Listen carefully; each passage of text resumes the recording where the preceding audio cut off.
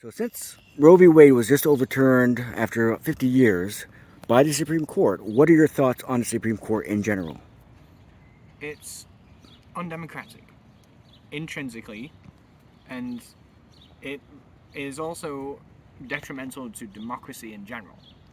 Now, obviously there are lifetime appointments, and that's not democratic, right? But also, look at what it does to the elections in general.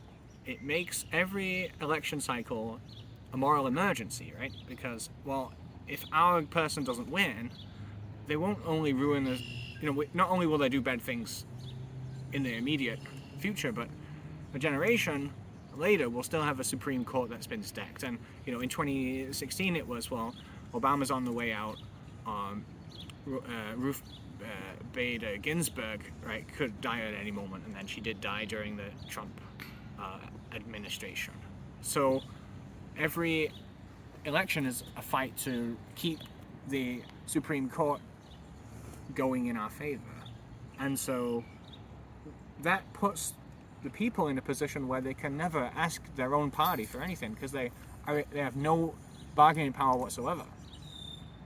They are, every cycle is, if you don't vote for us, the other side won't just win this time, they'll be winning in the future. Mm-hmm.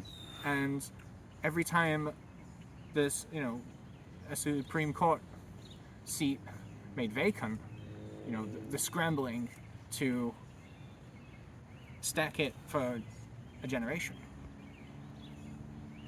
So I think one of the problems with the Supreme Court, from my point of view, is there's no, like, once they're in, there's like no way of changing based on performance. Like it's like hiring someone to do a job, then you find out later that they suck at that job. It's like, well, we're stuck with them until things get voted out, Yeah. So just because they do one thing that you may like, they could do 30 things that you don't like. There's no way around it. We'll have to accept. That's part of the intrinsic side of how it's an undemocratic institution. There's no accountability. So there's no accountability with them, and then it removes accountability to the parties in general. And I think that's all you really need to know. And in 2016, I refused to get on the Hillary bandwagon of we either vote for her or we'll lose Roe v. Wade, because I think it's more dangerous to be held hostage in that way than to lose Roe v. Wade. And losing Roe v. Wade is very dangerous. But being held hostage to the Supreme Court is the most dangerous thing of all.